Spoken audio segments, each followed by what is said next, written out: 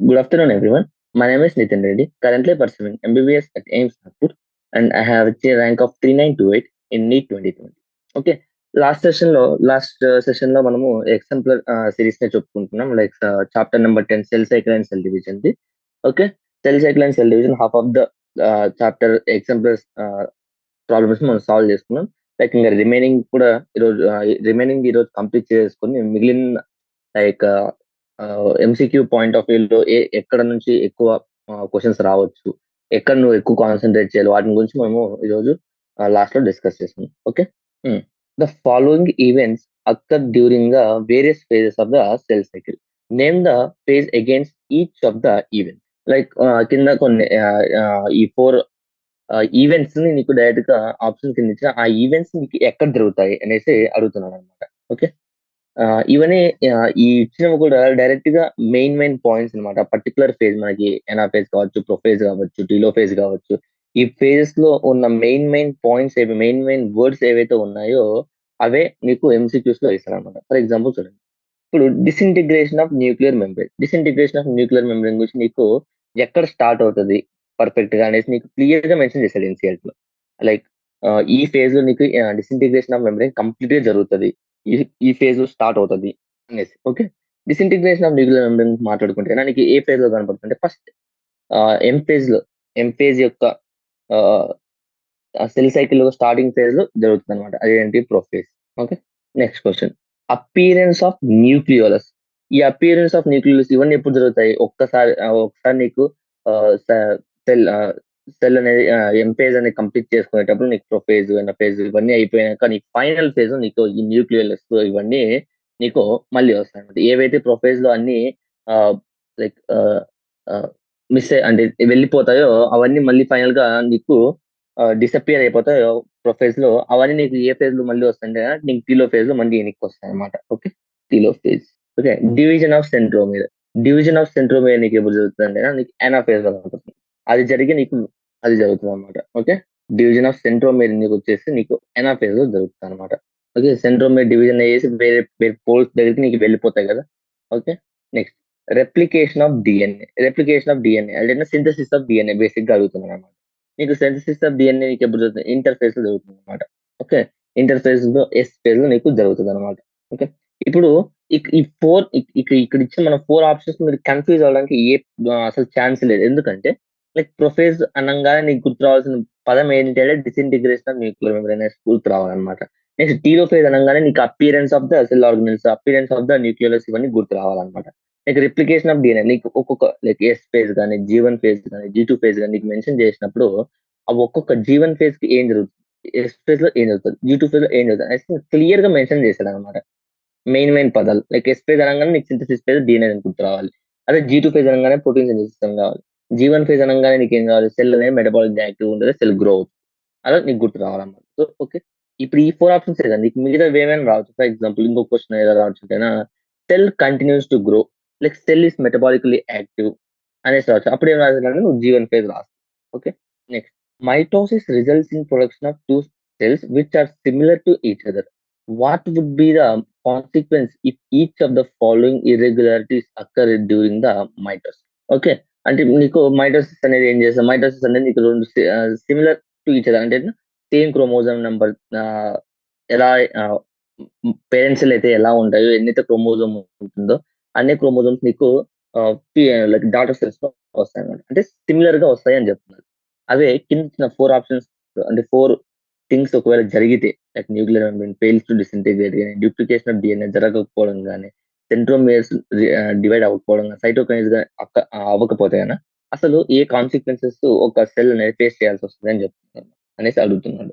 Okay, first first question, nuclear membrane ఎప్పుడైతే disintegrate అవ్వడం fails to disintegrate జరుగుతుందో, okay, this is అంటే endo duplication అనేది జరుగుతుంది. Nuclear membrane fails to disintegrate in this condition.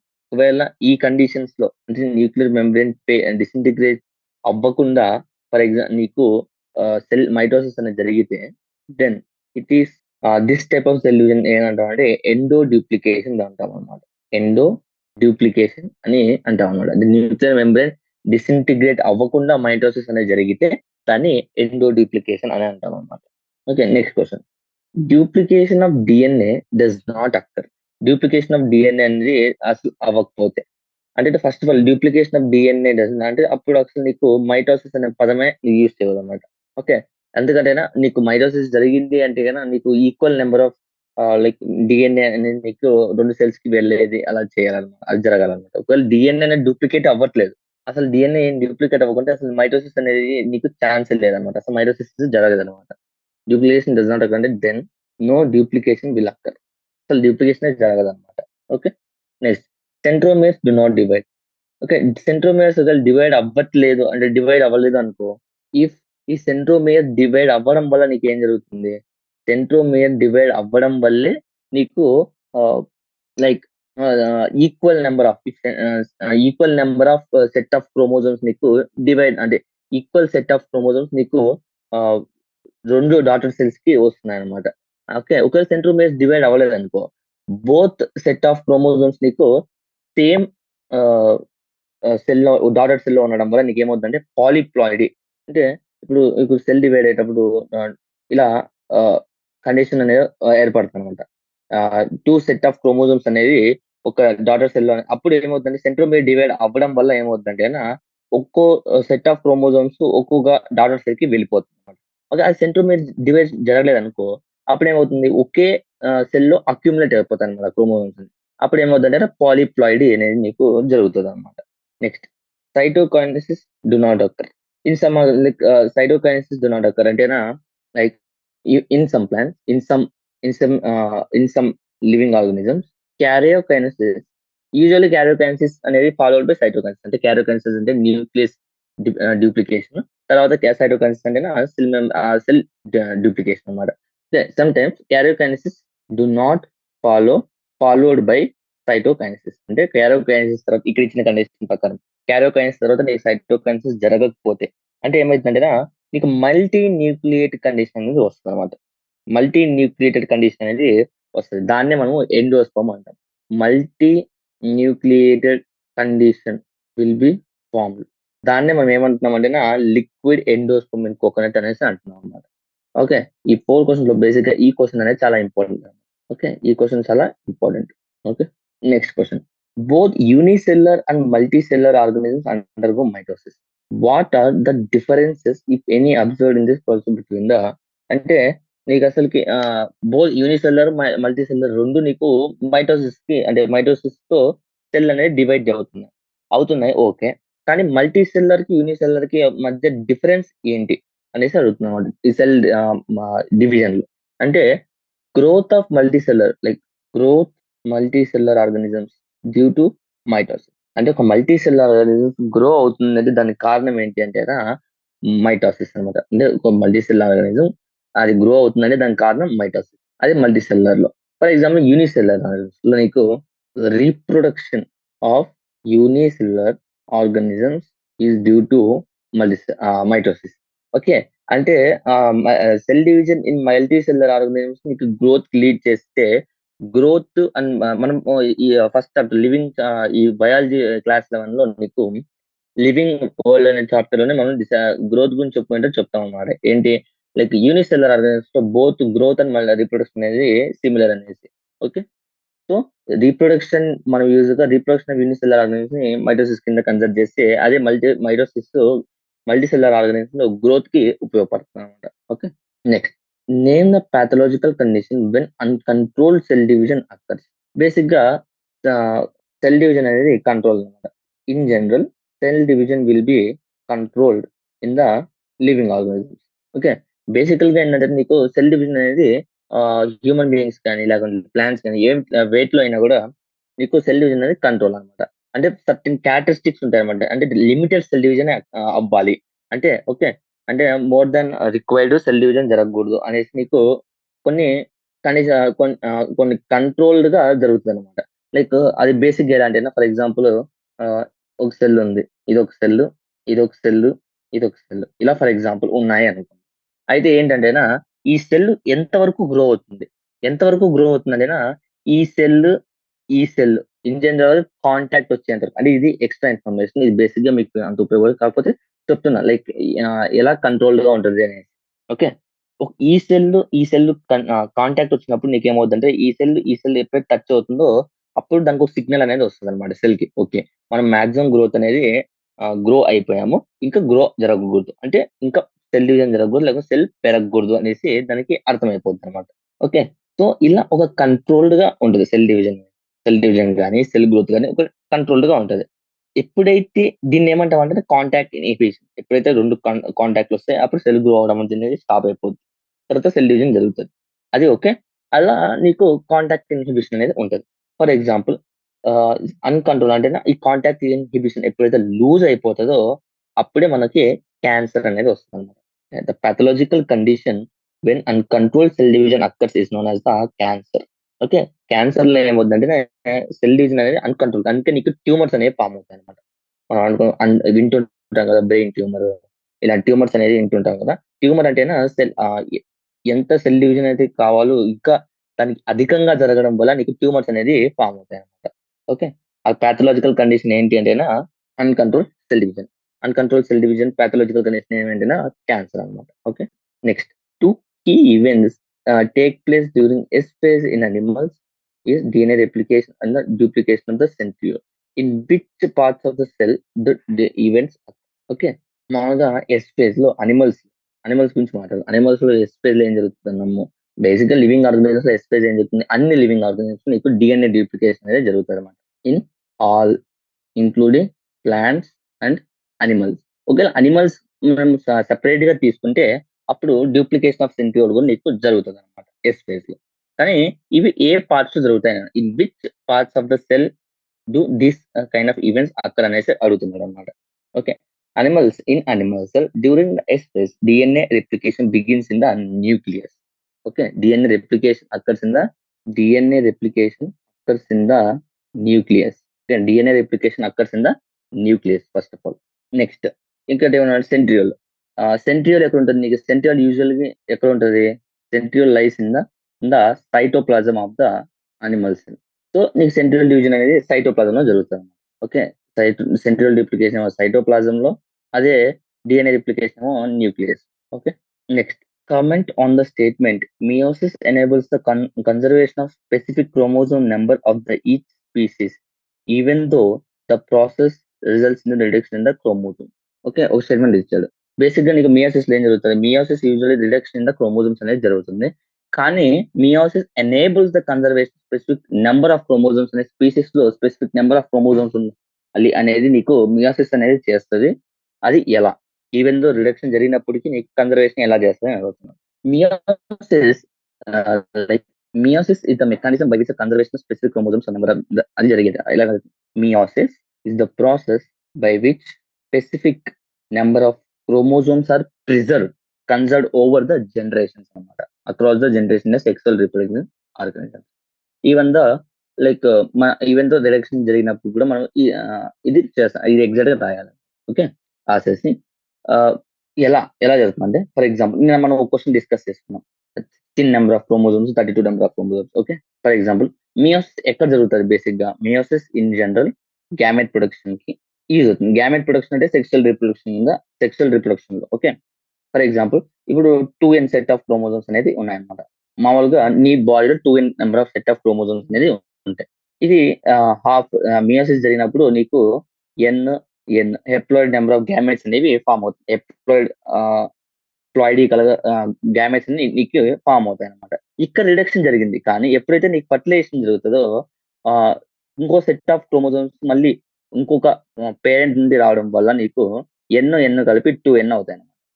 చూడండి మీకు ఇక్కడ రిడక్షన్ ఇన్ క్రోమోజోమ్స్ మామూలుగా జరిగినా కూడా ఆఫ్టర్ ద ఫర్టిలైజేషన్ నీకు ఈ క్రోమోజోమ్ నంబర్ అనేది రీస్టోర్ అయిపోయింది. ఓకే.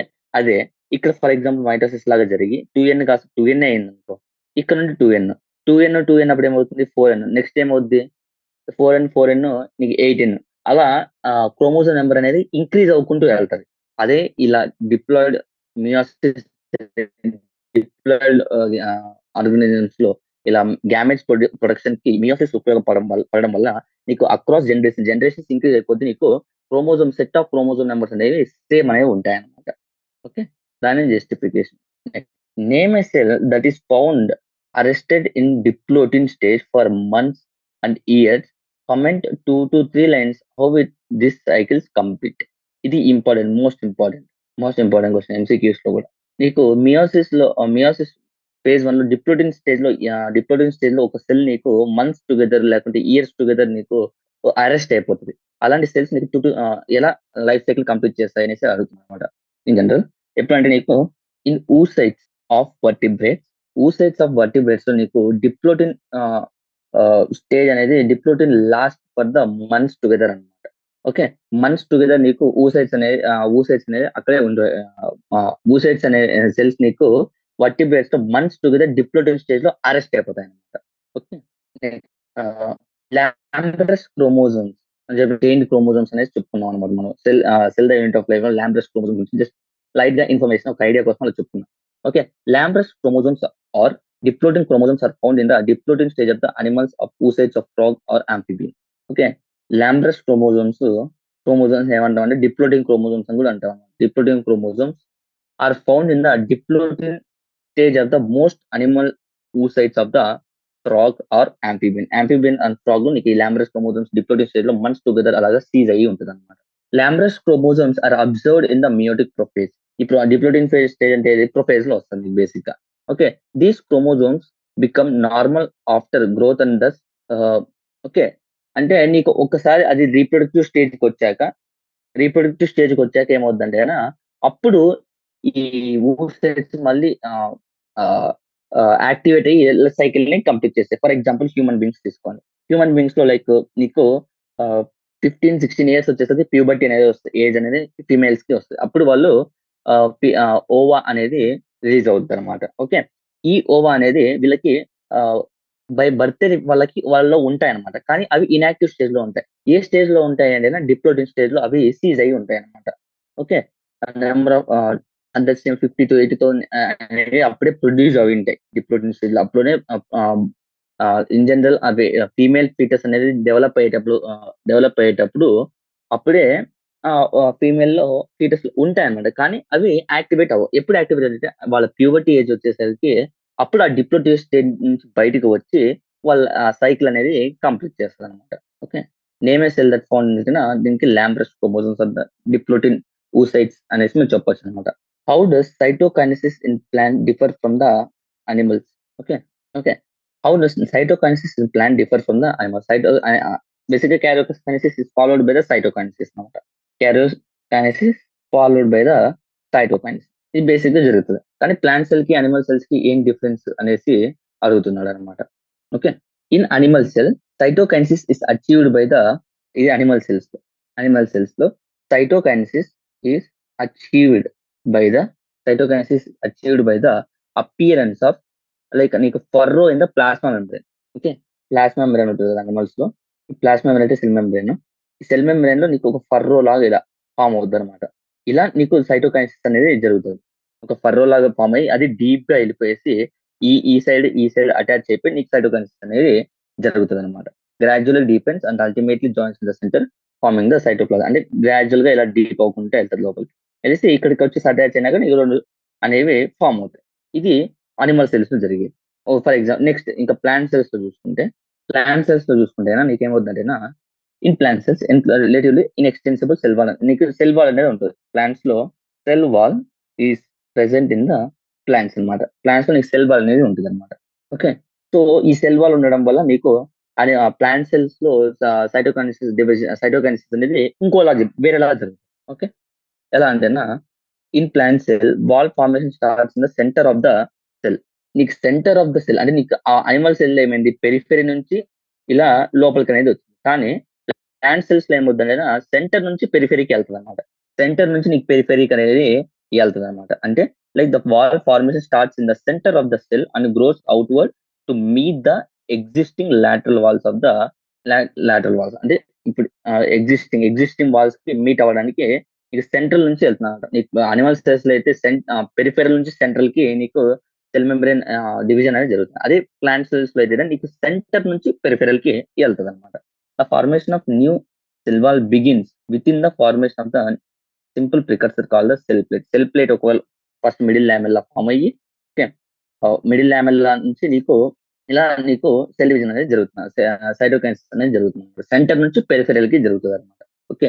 దాన్ని కరెక్ట్‌గా చెప్పుకుంటే మనం ఇలా రాయొచ్చు. The formation of the new cell wall begins with the formation of simple precursor called the cell plate that represents the middle lamella. అంటే ఓకే. మిడిల్ లామెల్లా నీకు ఫస్ట్ మిడిల్ లామెల్లా ఫార్మ్ అయ్యి, ఆ మిడిల్ లామెల్లా నీకు cell ప్లేట్‌గా form అయితుంది. అక్కడి నుండి నీకు బేసిక్‌గా సెల్ మెంబ్రేన్ అనేది సెల్ వాల్ అనేది ఫార్మ్ అవుతుందన్నమాట. Okay. The formation of the new cell wall begins with the formation of the simple precursor called the cell plate. ఈ సెల్ ప్లేట్ ఫార్మ్ అయినాక తర్వాత నీకు ఇలా బయటికి లాటరల్ గా నీకు సెల్ వాల్ అనేది ఫార్మ్ అవుతుంది అనమాట. ఓకే. సో సెల్ సైటోకైన్సిస్ వచ్చి బేసిక్ గా అనిమల్ సెల్స్ లో ఈజీ జరిగిపోద్ది. ప్లాంట్ సెల్స్ లో కాస్త రిలేటివ్ గా డిఫరెంట్ ప్రాసెస్ లో జరుగుతుంది అనమాట. సెల్ ప్లేట్ ఫార్మ్ అయ్యి సెల్ ప్లేట్ నుంచి తర్వాత లాటరల్ గా ఇలా సెల్ మెంబ్రేన్ అనేది సెల్ వాల్ అనేది ఫార్మ్ అవుతుంది అనమాట. అలా ఫార్మ్ అయినప్పుడు ఇలా నీకు ఫైనల్ గా ఇలా ఫార్మ్ అవుతుంది. మిడిల్ లామెల్లా అండ్ ఇవి లాటరల్ గా ఇది ప్రికర్సర్ సెల్ ప్లేట్ అనేది తర్వాత లాటరల్ గా గ్రో అయ్యి నీకు సెల్ వాల్ అనేది ఫార్మ్ అవుతుంది అనమాట. వాల్ అయ్యంగానే ఇంకా నీకు డివిజన్ అనేది జరుగుతుంది. Next long answer type question. Comment on the statement telophase is the reverse of the prophase. ఎందుకు telophase is the reverse of the prophase అంటే ప్రొఫేజ్ నీకు బేసిక్ ఏమంటారు డిసింటిగ్రేట్ అయిపోతాయి. డిసింటిగ్రేషన్ ఆఫ్ న్యూక్లియర్ మెంబ్రేన్ తర్వాత ఇంకా cell organise disappear అయిపోవడము ఇవన్నీ జరుగుతాయి. అదే టీలోఫేజ్ లో ఏం జరుగుతుంది ఎగ్జాక్ట్ దీనికి రివర్స్ జరుగుతుంది.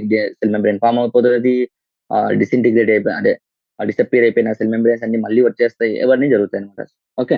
నేను డీటెయిల్ గా చూసుకుంటే prophase is marked by the initiation of condensation of chromosome material. Chromosome material condensation అనేది నీకు ప్రొఫేజ్ లో అంటే ప్రొఫేజ్ స్టార్ట్ అవుతుంది అని మనకి ఎలా తెలుస్తుంటే కండెన్సేషన్ ఆఫ్ నీకు క్రోమోజోమ్స్ అనేది జరుగుతుంది. క్రోమోజోమ్ మెటీరియల్ అనేది జరుగుతుంది అనమాట. Okay. The chromosomal material becomes అన్టాంగిల్ during the process called the chromatin condensation. Chromatin condensation లో నీకు కండెన్సేషన్ అనేది జరిగిపోతుంది అనమాట ప్రొఫేజ్ లో. Okay. At the beginning of final stage of mitosis that is telophase chromosomes that have reached the irrespective form decondense and lose their individuality. అంటే నీకు telophase లో exact గా ఇక్కడ ఏమైతే జరుగుతుందో దీనికి ఎగ్జాక్ట్ మిర్రర్ ఎగ్జాక్ట్ ఆపోజిట్ అనేది నీకు టీలోఫేజ్ లో జరుగుతుంది. టీలోఫేజ్ లో ఏమవుతుంది రెండు సెల్స్ డిఫరెంట్ పోల్స్ కి ఇలా రీచ్ అయిపోయింటాయి కదా, ఇలా రీచ్ అయిపోయింటాయి. రీచ్ అయిపోగానే నీకు దానికి క్రోమోజోమ్ కి క్రోమాటిడ్స్ వల్లగా నీకు కనపడుతుంది అనమాట. ఒక్కసారి అది అయిపోయినాక నీకు టీలోఫేజ్ వచ్చినాక ఏమైతుందంటే ఇవి డీకండెన్స్ అవడం స్టార్ట్ అయిపోతుంది అనమాట. అంటే దాన్ని ఒక స్ట్రక్చర్ ని లూజ్ అయిపోతుంది. క్రోమోజోమ్ లూజ్ దేర్ ఇండివిజువాలిటీ అనేది లూజ్ అయిపోద్ది అనమాట. అంటే మొత్తం కరిగిపోతుంది అనేది అనుకోండి ఇండైరెక్ట్ గా. Okay. Cells at the end of prophase ఒకవేళ ప్రొఫేజ్ ఇది ఒక పాయింట్ అయితే ఇంకో సపోర్టింగ్ పాయింట్ ఏంటంటే ప్రొఫేజ్ ప్రొఫేజ్ లో ఉన్నప్పుడు సెల్స్ ని మనం మైక్రోస్కోప్ లో కనుక చూసుకుంటే మైక్రోస్కోప్ లో కనుక చూస్తే ఇందాక చెప్పాను డిసపియర్ ఆఫ్ సెల్లర్ ఆర్గనైజ్ జరుగుతుంది. లైక్ గాల్జీ కాంప్లెక్స్ కానీ ఎండోప్లాస్మిక్ రెటిక్యులం కానీ న్యూక్లియస్ కానీ న్యూక్లియర్ ఎన్వలప్ కానీ సెల్ ఆర్గనల్స్ నీకు కనపడవు అనమాట బేసిక్. ఓకే. అదే నువ్వు టీలో ఫేజ్ లో కనుక చూసుకుంటే డిసపియర్ అయిపోయిన ఆర్గనల్స్ ఏవైతే ఉన్నాయో ఎండోప్లాస్మిక్ రెటిక్యులం కావచ్చు, కాల్జీ అపరేటస్ కావచ్చు, న్యూక్లియోలస్ కావచ్చు, ఇవన్నీ ఏవైతే ఉన్నాయో మళ్ళీ రీఫార్మ్ అవుతాయి అంటే రీఅపియర్ అవుతాయి. ఓకే. సో ఈ 2 పాయింట్స్ బేస్ చేసుకొని మనం ఏమంటామంటే telophase is the reverse of the prophase అనేసి అంటున్నాం. Okay. Next what are the various stages of the meiotic prophase 1? Enumerate the chromosomal events during each stage. ఇది బేసిక్ గా most important question. నీకు long answer లో compulsory ఈ question అనేది compulsory వస్తుంది అనమాట. ఓకే. మియోటిక్ ప్రొఫేజ్ 1 గురించి దాంట్లో ఉన్న ఫేజెస్ గురించి అడుగుతున్నాడు అనమాట. Meiosis prophase 1. Prophase 1 of meiosis 1 is the longest phase, longer and more complex than mitosis. Mitosis తో పోల్చుకుంటే ఈ ప్రొఫేజ్ 1 నీకు చాలా complex and more longer time అనేది తీసుకుంటుంది అనమాట. ఓకే. మనం బేసిక్ గా there are 5 phases based on chromosomal behaviour. Chromosomal behaviour మనం ఆ పర్టికులర్ ప్రొఫేజ్ 1 లో క్రోమోజోమ్స్ ఎలా బిహేవ్ చేస్తాయి దాన్ని బట్టి మనము 5 స్టేజెస్ కింద దాన్ని సబ్ డివైడ్ చేసుకున్నాం అనమాట. దాన్ని ఏమంటాం అంటే లెప్టోటిన్, జైగోటిన్, ప్యాకిటిన్, డిప్లోటిన్, డైకైనసిస్ 5 ఫేజెస్ గా డివైడ్ చేసుకుంటారు అనమాట ఆ క్రోమోజోమల్ బిహేవియర్ బట్టి. ఓకే. మనం ఇప్పుడు ఈ లెప్టోటిన్ లో ఏం జరుగుతుంది, జైగోటిన్ లో ఏం జరుగుతుంది, ప్యాకిటిన్ లో ఏం జరుగుతుంది, డిప్లోటిన్ లో ఏం జరుగుతుంది, డైకైనసిస్ లో ఏం జరుగుతుంది. ఓకే. నీకు లెప్టోటిన్ ఫేజ్ లో ఏం జరుగుతుందంటే chromosomes becomes gradually visible under light microscope. అంటే నీకు క్రోమోజోమ్స్ అనేది కండెన్స్డ్ అవుతాయి అనమాట. కండెన్స్ అయ్యి దాని యొక్క స్ట్రక్చర్స్ ని మనము చూడగలుగుతాం అనమాట ప్రొఫేజ్ లో. ఇందాకే చెప్తాను ప్రొఫేజ్ లో ఏం జరుగుతుంది, ఇనిషియల్ కండెన్సేషన్ అనేది జరుగుతుంది అని చేసి చెప్పుకుంటాం అనమాట. ఓకే, సో లెప్టోటిన్ లో నీకు క్రోమోజోమ్స్ అనేవి becomes gradually visible. Okay, next ఇంకా చెప్పుకుంటేనా the compaction of chromosomes continues growth అంటే అనేది కాంపాక్షన్ ఆఫ్ క్రోమోజోమ్స్ అనేది గ్రాడ్యువల్ ఇంకా ఇంక్రీజ్ అవుతుంది అనమాట through continues growth the leptotene. Okay, నీకు గ్రాడ్యువల్ గా విజిబిలిటీ అనేది దాని ఇండివిజువాలిటీ అనేది క్రోమోజోమ్స్ అనేవి ప్రొఫైల్ గా తెచ్చుకుంటాయి అనమాట. తెచ్చుకుని క్లియర్ గా నీకు కనపడడం అనేది స్టార్ట్ చేస్తుంది అనమాట. ఓకే, నెక్స్ట్ జైగోటిన్ అనేది జరుగుతుంది. సెకండ్ ఫేజ్ ఆఫ్ వచ్చేసి నీకు జైగోట్. నీకు ఇలా కూడా క్వశ్చన్ రావచ్చు, like leptotene, zygotene, pachytene, like arrange the following according to order అనేసి నీకు క్వశ్చన్ రావచ్చు. ఓకే, జైగోటిన్ అంటే జైగోటిన్ ఏంటి? జైగోటిన్ బేసిక్ ఏం జరుగుతుంది జైగోటిన్ లో, క్రోమోజోమ్ స్టార్ట్స్ టు పేరింగ్ వచ్చేసి నీకు జైగోటిన్ లో జరుగుతుంది. ఓకే, ది ప్రాసెస్ ని మనం ఈ starts to pairing of chromosomes మనం ఏమంటున్నాం అంటే ఈ ప్రాసెస్ ని సినాప్సిస్ అనేసి అంటున్నాం అనమాట. Okay, such paired chromosomes are called homologous chromosome. Okay, homologous chromosome ఈ ప్రాసెస్ ని సినాప్సిస్ అంటున్నాము. ఈ సినాప్సిస్ తో పాల్గొనే క్రోమోజోమ్స్ ఏవైతే ఉన్నాయో పేద పైన కాబట్టి దాన్ని మనం homologous chromosomes. Okay, homologous chromosome. Next తర్వాత ఎలక్ట్రాన్ నువ్వు electron micrographs of the stage indicates chromosomes ఏవైతే ఉన్నాయి సినాప్సిస్ లో కంబైన్ అయినాయో ఫార్మేషన్ అంతా కాంప్లెక్స్ స్ట్రక్చర్ కావుతా. అంటే ఆ స్ట్రక్చర్ మొత్తం ఆ క్రోమోజోమ్స్ అనేవి పేరప్ అయింటాయి కదా ఇలా పేరప్ అయింటాయి కదా. ఈ కాంప్లెక్స్ మొత్తం మనం ఏమంటాం అంటే సినాప్టియల్ కాంప్లెక్స్ అనేసి అంటాం అనమాట. ఈ సినాప్టియల్ కాంప్లెక్స్ అనేసి మనము అంటాం అనమాట. ఓకే, మనం ఈ సినాప్టియల్ కాంప్లెక్స్ లో ఇలా పెయిడప్ అయిన క్రోమోజోమ్స్ మనం ఏమంటున్నాం అంటే బైవాలెంట్ అంటాం. Bivalent or tetrad. The chromosomes which the complex formed by the pair of జరిగేది ఎక్కడ త్రూ రికాంబినెంట్ నాడ్యూల్స్. కానీ ఇక్కడ ఈ ప్రాసెస్ జరగాలంటే టు కంప్లీట్ దిస్ ప్రాసెస్ రికాంబినేస్ అనే ఎంజైమ్ అనేది నీకు ఉండాలన్నమాట. రికాంబినేషన్ ఎంజైమ్ అనేది నీకు ఉండాలన్నమాట. Okay, recombinase. Okay, next crossing over leads to recombination of genetic material on to two chromos. Recombination అనేది జరుగుతుంది క్రాసింగ్ ఓవర్ జరగడం. The recombination between the homologous chromosomes is completed by the end of packaging. By the end of packaging ఏం జరుగుతుంది అని అడిగాడు అనుకో, by the end of pachytene నీకు recombination అనేది జరగడం అయిపోద్ది అనమాట. Recombination between the end pachytene leaving the chromosomes linked అంటే క్రాసింగ్ ఓవర్ సైడ్స్. అంటే క్రాసింగ్ ఓవర్స్ అంటే రీకాంబినేషన్ నాడ్యూల్స్ అనేవి ఫామ్ అవుతాయి కదా, అక్కడ మాత్రమే అవి అతుక్కొని ఉంటాయి అనమాట. అంటే ఫర్ ఎగ్జాంపుల్ ఇక్కడ ఫామ్ అయ్యాయి అనుకో రీకాంబినేషన్ నాడ్యూల్స్, ఇక్కడ మాత్రమే అతుక్కొని ఉంటాయి అనమాట. Okay, by the end of pachytene crossing over జరిగిపోతుంది అండ్ లీవింగ్ అంటే రికాంబినెంట్ నాడ్యూల్స్ జరిగే పాయింట్ లో మాత్రమే అవి అతుక్కొని ఉంటాయి అనమాట. Okay, the beginning of the diplotene is recognised by the dissolution of అంటే సినాప్టియల్ కాంప్లెక్స్ ఏదైతే ఫామ్ అయిందో నీకు జైగోటిన్ లో అదే డిసపియర్ అయిపోవడమే డిప్లోటిన్ లో జరుగుతుంది అనమాట. ఓకే, ఓకే, అండ్ అంత క్రాసింగ్ ఓవర్స్ తో తప్పితే మిగిలిన దగ్గర అన్నిట్లో ఇంకా విడిపోతుంది అనమాట. ఆల్మోస్ట్ అంతా విడిపోతుంది అనమాట. Okay, this X shaped structure ఏదైతే ఉందో ఇలా రికాంబినెంట్ నాడ్యూల్స్ మాత్రమే అతుక్కొని ఉంది కదా, దాన్ని మనం ఏమంటాం అంటే కయాస్మాటా అంటాం. Okay, chiasmata is known as the recombinant homologous chromosomes are the bivalents to separate from each other except the site of cross over. దాన్ని మనము ఏమంటున్నాం అంటే కయాస్మాటా అంటాం. ఈ డిప్లోటిన్ అనేది ఒక్కోసారి last for months or years, ఒక్కోసారి అంటే లాంగెస్ట్ ఫేజ్ అనేది చెప్పొచ్చు డైరీ. Okay, next so final phase of the meiotic prophase on diakinesis. Diakinesis is noted by the termination of ఆ కయాస్మేటా ఏదైతే ఉందో ఆ కయాస్మేటా టర్మినేట్ అయిపోతే నీకు డయాకిnesis అనేది జరుగుతుంది. During this phase chromosomes are fully condensed and the meiotic spindle is assembled to prepare homologous chromosomes for separation. Okay, diakinesis నీకు ఇంకా అయిపోయింది, క్రాసింగ్ ఓవర్ అంతా అయిపోయింది, ఆ నాడ్యూల్స్ కయాస్మేటా కూడా టర్మినేట్ అయిపోవాలి, మొత్తం అయిపోయేసి నీకు హోమోలోగస్ క్రోమోజోమ్స్ సపరేట్ అవడానికి మొత్తం అన్ని ప్రికాషన్స్ లేకుంటే అన్ని జాగ్రత్తలు తీసుకుంటుంది అనమాట. ఓకే, డయాకిnesis అనేది తీసుకుంటుంది అనమాట. By the end of diakinesis nucleolus disappears and nuclear envelope also break down. అంటే న్యూక్లియోలస్ అవన్నీ నేను చెప్పాను కదా, ప్రొపేజ్ ఎండ్ అయ్యేసరికి మొత్తం అన్ని డిసపియర్ అయిపోయి మొత్తం అన్ని వెళ్ళిపోతాయి అనేసి అదే జరుగుతుంది. Okay, this is the different stages లో ఏమేమి జరుగుతాయి అనేసి మనం చెప్పుకున్నాం. ప్రొఫేజ్ వాళ్ళు లెక్టోటిన్, జైగోటిన్, ప్యాకెటిన్, డిప్లోటిన్, డయాకిnesis. సో ఏమేమి జరుగుతాయో మనం క్లియర్ గా చదువుకున్నాం. Next question, differentiate between the events of mitosis and the meiosis. A mitosis అనుకుంటే మియోసిస్, రెండింటిలో ఏమేమి జరుగుతున్నాయి takes place in the somatic cell of the body. ఇది ఎక్కడ జరుగుతుందంటే germ cells, takes place in the germ cells. Okay, gem cells అంటే మామూలుగా gametes ఇవన్నీ ఫామ్ చేస్తే అక్కడ జరుగుతాయని చెప్తున్నారు అనమాట. నెక్స్ట్ ఇది చూసుకుంటేనా occurs both sexually and asexually reproduction organisms. ఇది ఓన్లీ సెక్సువలీ రీప్రొడక్షన్ ఆర్గానిజమ్స్ లో నీకు మియోసిస్ జరుగుతుంది. ఎందుకంటే గ్యామెట్స్ ఫార్మేషన్, రిడక్షన్, క్రోమోజోమ్స్ అన్ని జరగాలి. మైటోసిస్ లో నీకు ఒక న్యూక్లియర్ డివిజన్ అండ్ ఒక సెల్ డివిజన్ అనేది జరుగుతుంది అనమాట. ఓకే. నెక్స్ట్ ఇక్కడ నీకు DNA replicates once for the 2 cell divisions. అంటే ఇక్కడ డిఎన్ఏ రెప్లికేషన్ అనేది ఒక సెల్ డివిజన్ జరుగుతుంది. 1 డిఎన్ఏ రెప్లికేషన్ ఫర్ 1 డివిజన్. ఇది మియోసిస్ నీకు మియోసిస్ 1 ఉంటుంది, మియోసిస్ 2 ఉంటుంది. అంటే 2 సెల్ డివిజన్స్ జరిగినప్పుడు నీకు ఒకసారి డిఎన్ఏ రెప్లికేషన్ అనేది జరుగుతుందన్నమాట. Prophase is relatively shorter. Prophase is typically longer.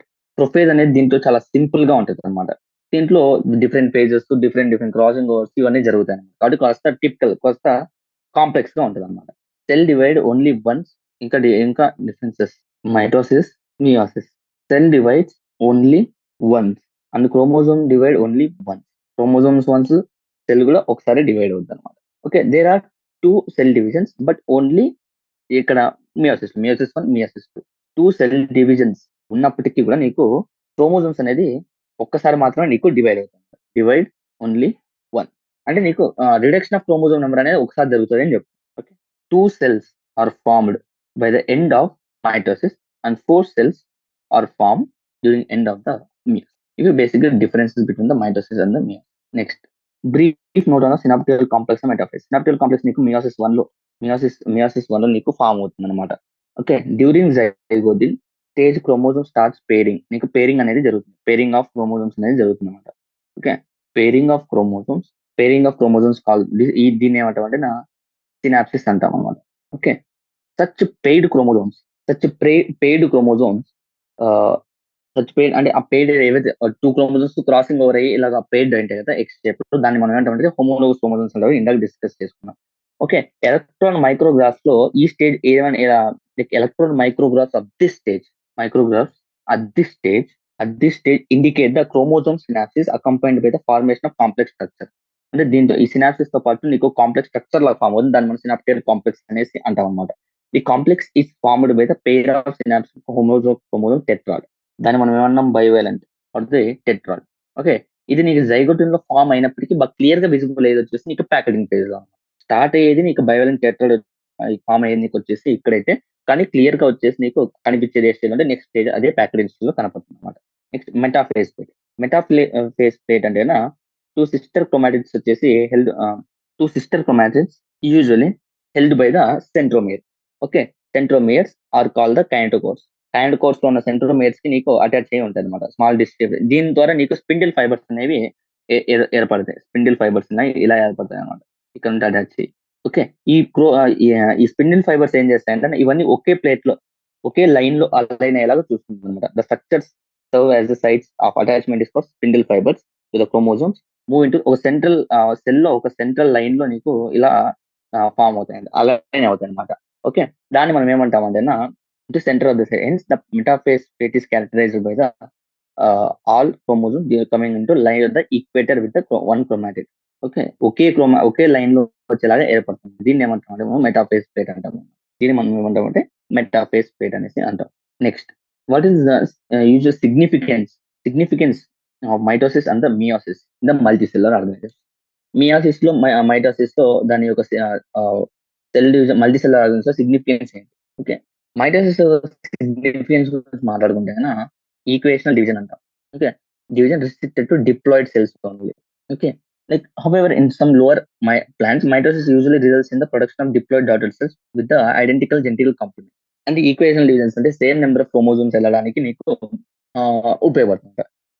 Growth of multicellular organisms is due to the నీకు ఏంటంటే మైటోసిస్ అనమాట. ఓకే. Very significant. ఇంకా గ్రోత్ మళ్ళీ రిపేర్ ఆఫ్ సెల్ రిపేర్ కూడా మైటోసిస్ సిగ్నిఫికెంట్ కాంట్రిబ్యూషన్ అనేది నీకు చేస్తుంది. The cell walls of upper layer of epidermis లేకుంటే cell lining of the gut లేకుంటే బ్లడ్ సెల్స్ కానీ కాన్స్టెంట్లీ రీప్లేస్ అవుతూ ఉండాలన్నమాట. ఈ రీప్లేస్ ఎలా అవుతుందంటే with the help of the mitosis helps in the replacing the cells of the lining of the gut కానీ upper layer of epidermis replace చేయడానికి ఉపయోగపడుతుంది. Mitotic division in meristematic tissues like apical లేకుంటే lateral cambium ఈ continuous growth of plant through ఇవన్నీ జరగడం ఎలా జరుగుతుందంటే mitosis వల్లే నీకు ఇవన్నీ జరుగుతుంది. నెక్స్ట్ మియాసిస్ ఒక సిగ్నిఫికెన్స్ చూసుకుంటే రిడక్షన్ ఇన్ క్రోమోజోమ్స్, అలాగే reduction of chromosomes and maintaining of the constant number of chromosomes across the generations is due to the meiosis. లేకుంటే variations in the daughter cells occurs due to meiosis. Meiosis వల్ల నీకు variations అనేవి create అవుతుంది. Okay, ఇవన్నీ నీకు meiosis యొక్క advantage అనమాట. Meiosis ఎక్కడ జరుగుతుంది, బేసిక్ ఎక్కడ జరుగుతుందంటే ఓన్లీ సెక్సువల్ రిప్రొడక్షన్ ప్లాన్స్ లో మాత్రమే నీకు ఈ మియోసిస్ అనేది జరుగుతుంది అనమాట. Okay, next in organisms have 2 pair of chromosomes, that is chromosome number is equals to 4 అన్నమాట. Diagrammatically represent the chromosomal arrangement during the different phases of the meiosis 2. Meiosis 2 లో నీకు ఎలా కనపడుతుంది అనేసి అడుగుతుంది అనమాట. ఇది ఒకటి ఇది ఒకటి అనుకుంటే 4 ఉన్నాయి క్రోమోజోమ్స్. ఇప్పుడు ఏమవుతుంది, ఫస్ట్ సేమ్ మియోసిస్ 2 అంటే సేమ్ సిగ్నిఫికెంట్ లైక్ ఎలా ఉంటుంది, మైటోసిస్ లాగే ఉంటుంది. సో మైటోసిస్ లాగా నీకు ఈక్వటోరియల్ ప్లేట్ కింద అలైన్ అలైన్ అవుతాయి, ఇలా అలైన్ అవుతాయి. ఇక్కడ కూడా సేమ్ అలాగే ఉంటుంది, ఇలా అలైన్ అవుతాయి. తర్వాత నీకు ఇలా ఫామ్ అవుతాయి ఎనాఫేజ్ లో. ఇందుకు దీన్ని ఏమంటున్నాం అంటే ఎనాఫేజ్ అంటున్నాం. ఎనాఫేజ్ 2 ఇది ప్రొఫేజ్ 2, ఇది ప్రొఫేజ్ 2, ఇది మెటాఫేజ్ 2, ఇది మెటాఫేజ్ 2, ఇది ఎనాఫేజ్ 2, ఇది ఎనాఫేజ్ 2. అంటే 2 క్రోమోజోమ్స్ ఉన్నాయి కాబట్టి 2 జరుగుతున్నాయని చెప్పేసి తర్వాత నీకు ఏమవుతుంది, 2 సెల్స్ అనేవి ఫామ్ అవుతుంది, అంతే కదా. ఇది టీలోఫేజ్ 2. టీలోఫేజ్ 2 లో నీకు 2 టైప్స్ ఆఫ్ 2 సెల్స్ అనేవి ఫామ్ అవుతుంది. ఇది బేసిక్ డయాగ్రామాటిక్ రిప్రజెంటేషన్ అంటే ఇలా జరుగుతుంది.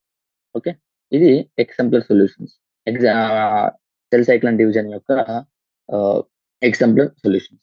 ఓకే, నెక్స్ట్ ఈ చాప్టర్ లో మీరు బేసిక్ గా బాగా తెలుసుకోవాల్సింది ఏంటి, ఎక్కడెక్కడ క్వశ్చన్స్ రావడానికి ఛాన్స్లు ఎక్కువ ఉంటాయి అనేసి అడిగితే గన బేసిక్ గా ఇంట్రడక్షన్ లో నీకు పెద్ద ఇన్ఫర్మేషన్ తెలియదు. ఇంటర్ఫేజ్ లో ఏం జరుగుతుంది, ఇంటర్ఫేజ్ లో ఏం జరుగుతుంది, G1, G2, S ఫేజ్. ఒక్కొక్క దాంట్లో ఒక్కొక్క సిగ్నిఫికెంట్ అంటే ఒక మెయిన్ పాయింట్ అనేది ఉంటుంది అనమాట. లైక్ ఎస్ అంటే డిఎన్ఏ రెప్లికేషన్, ఇది గుర్తుండాలి. G1 అంటే మెటబాలిక్లీ యాక్టివ్, G2 అంటే ప్రోటీన్ సింథసిస్. ఇలాంటి పదాలు గుర్తుపెట్టుకుంటే చాలు, ఇంకేం అవసరం లేదు. అంటే వాళ్ళు అడిగితే కన్నా ఇలాంటి డైరెక్ట్ పదాలు ఏవైతే ఆ పర్టికులర్ ఫేజ్ కి ఒక పేరు ఒక పదం అయితే యూజ్ చేసి ఉంటాడో ఆ పదాన్ని నీకు ఎంసీక్యూగా అడుగుతాడు అనమాట. ఓకే, ఇది నేర్చుకోండి. తర్వాత జీ నాట్ ఫేజ్ ఇంకో పేరు ఏంటి, క్విజెంట్ ఫేజ్.